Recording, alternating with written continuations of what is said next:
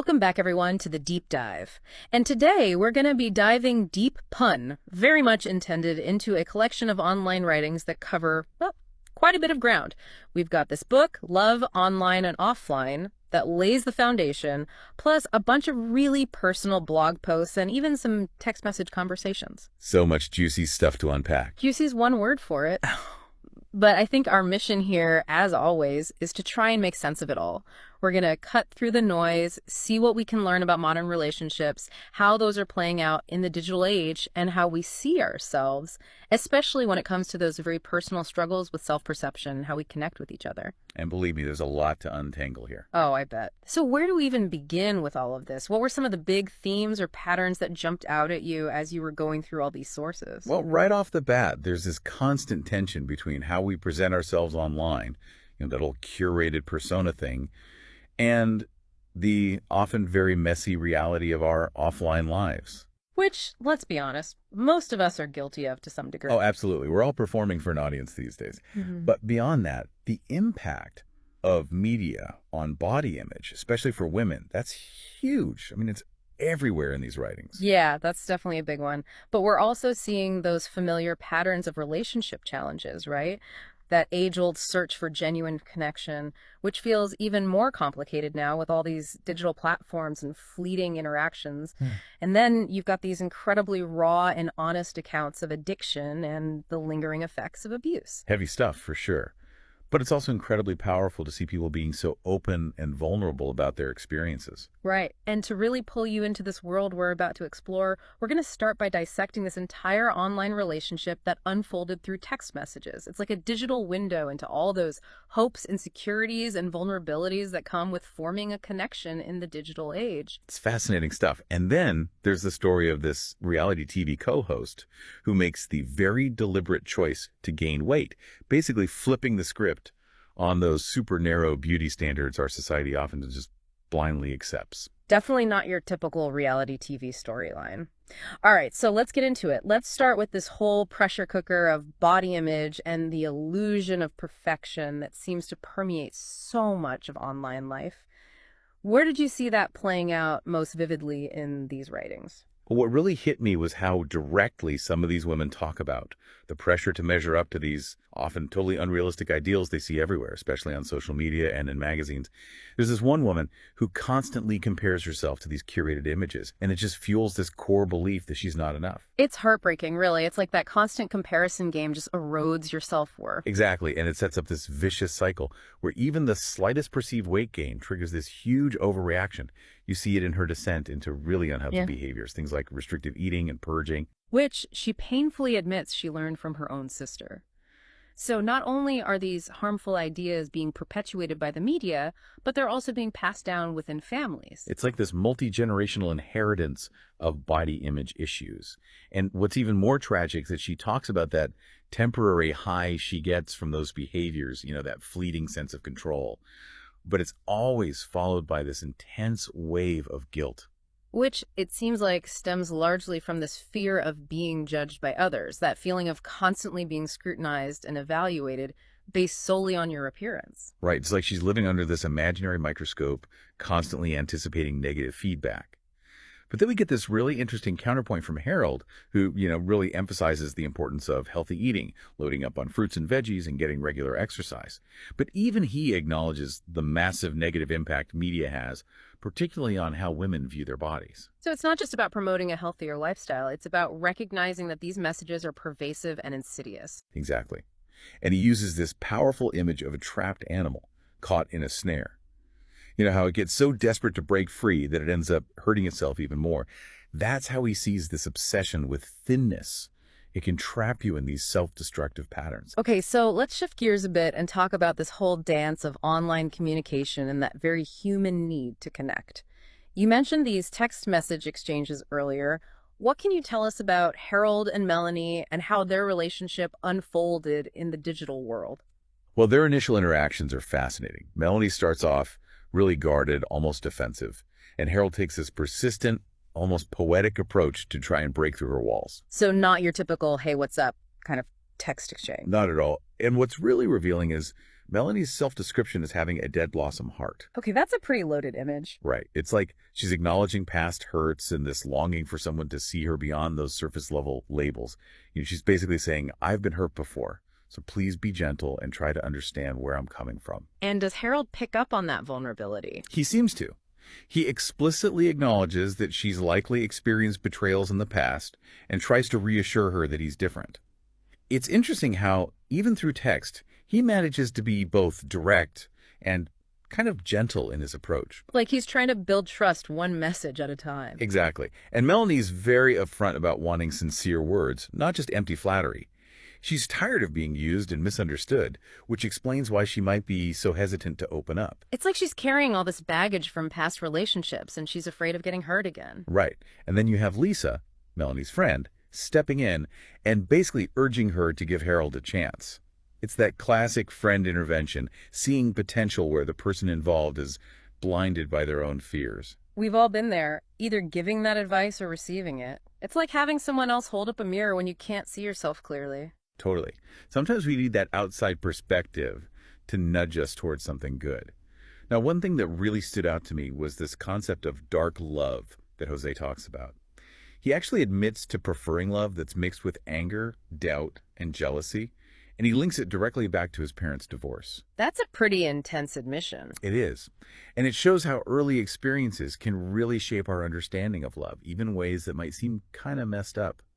For Jose, this dark love is almost comforting, like it's something familiar, something he knows. It's almost like he's seeking out that pain because it's what he's used to. Yeah, it's possible. He even talks about wanting someone who's unattainable, like he finds some kind of twisted solace in that longing. So you've got Jose actively gravitating towards a painful dynamic, and then you've got Melanie, who's terrified of escalating a relationship because of all her emotional scars. And caught in the middle is Harold, trying to break through those defenses with simple, consistent words of reassurance. It's a fascinating contrast. And it makes you think about what really fosters true connection. Is it those grand romantic gestures we see in movies, or is it that day-to-day effort, that steady stream of understanding and support? Maybe it's a bit of both, but I think you're right. Those small, consistent actions can really build a foundation of trust over time. For sure. And speaking of trust, things get really heavy when we dive into the experiences of abuse and addiction in these writings. Melanie, in particular, shares some incredibly difficult details about a past relationship where she was emotionally and mentally abused. The controlling behavior, the constant insecurity, the fear of speaking out because she didn't think anyone would believe her. It's hard to even read about, let alone imagine going through it. Absolutely. And then her ex-partner actually admits to intentionally causing her pain, which is just chilling. It speaks to this really dark and manipulative mindset. And Harold picks up on this, describing Melanie's heart as a black hole, this void of past sadness. It's such a powerful image, right? Like Yeah. she's been consumed by this darkness, and it's hard for any light to get in. And she talks about this feeling of emptiness, this spiritual adultery, she calls it, in a previous relationship where her emotional needs were completely neglected. Which highlights how betrayal can go beyond physical infidelity. It's about that violation of trust and the feeling of being deeply unseen and unheard by your partner. Then we hear from her ex-husband, who, in his own way, acknowledges their communication breakdowns and admits to not prioritizing their relationship. It shows how two people can be in the same relationship but have completely different interpretations of what's happening. It's a classic case of miscommunication and unmet needs. And Lisa, Melanie's friend, uses this really disturbing phrase to describe sex with her husband. She says it felt like a deathlock. It speaks to this feeling of being trapped and powerless, even in the context of a supposedly loving relationship. And it touches on this theme that comes up repeatedly in these writings, this frustration that women feel about men not truly understanding or appreciating their love. Like there's this fundamental disconnect in how they experience and express emotion. Exactly. And then we have Jose's story about his struggles with drug addiction. It's heartbreaking to see how it was tied to his family environment and his own emotional pain. Addiction often serves as this desperate attempt to self-soothe, to numb the pain of what you're going through. Right. And his mom's despair, her attempts to intervene, it paints a very real picture of the ripple effects of addiction on families. And Jose's time in jail, that was a direct consequence of his drug use. It's a stark reminder of the destructive path addiction can take you down. He talks about using not just drugs, but also sex and partying as forms of escape. It's like he was constantly searching for something outside himself to fill this void inside.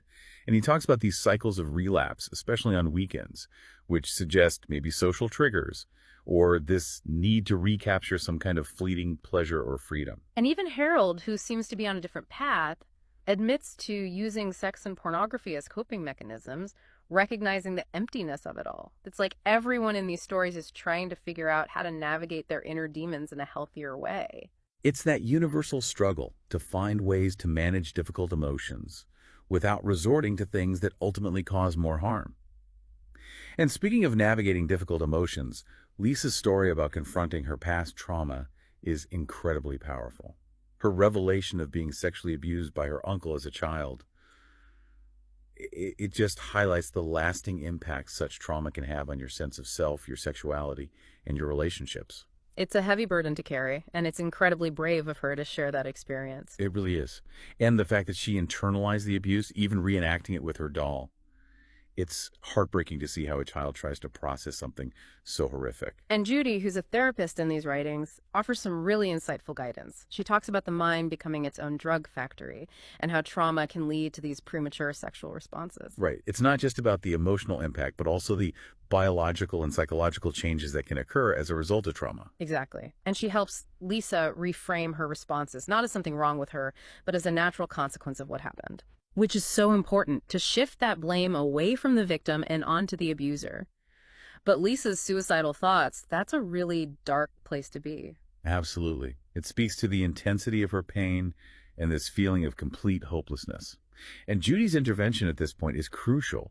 She identifies the bad hands of her abuser as the true source of that pain, which helps Lisa start to externalize her suffering. And there's this strong emphasis on self-love and accepting your body as part of the healing process. Which is so essential. After experiencing trauma, our relationship with our bodies can become so distorted.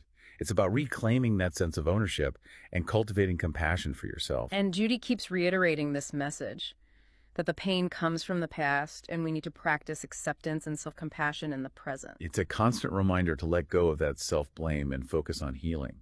And Lisa's eventual realization that her body needs love, not hate, that's a huge turning point in her journey. It's a powerful shift from self-destruction to self-care. Now, let's talk about desire and fidelity, because these themes get really complex in these writings. Harold reflects on his past objectification of women and his journey towards a more respectful view. Which is a significant evolution. Yeah. It shows real self-awareness and a willingness to challenge his own harmful patterns. And he's open about his past infidelity, acknowledging the lies he told. He even talks about this concept of a sex sabbatical as a way to rekindle love in a relationship. It's an interesting idea, like a deliberate break from sex to focus on rebuilding emotional intimacy. Right. And he talks about the body's tendency to get used to things, even sex. So maybe stepping back can help you reconnect with those deeper feelings. Makes sense. And then there's his struggle with internet pornography, which he calls erection addiction. Another form of seeking instant gratification, maybe trying to fill some kind of void. Possibly. And then Kim brings in a whole other layer of complexity by talking about how money and social status can influence relationships. It's a reminder that our personal lives don't exist in a vacuum.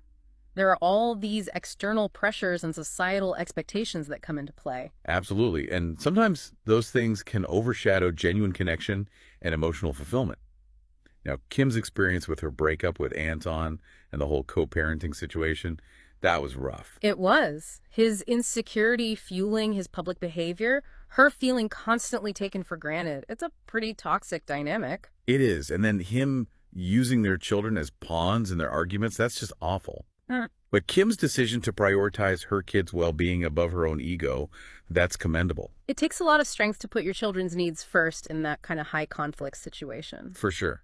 And she reflects on her own parents' tumultuous divorce and the impact of domestic violence, which shows how these patterns can repeat across generations. It's a reminder that these cycles of abuse are real and often very difficult to break. Absolutely.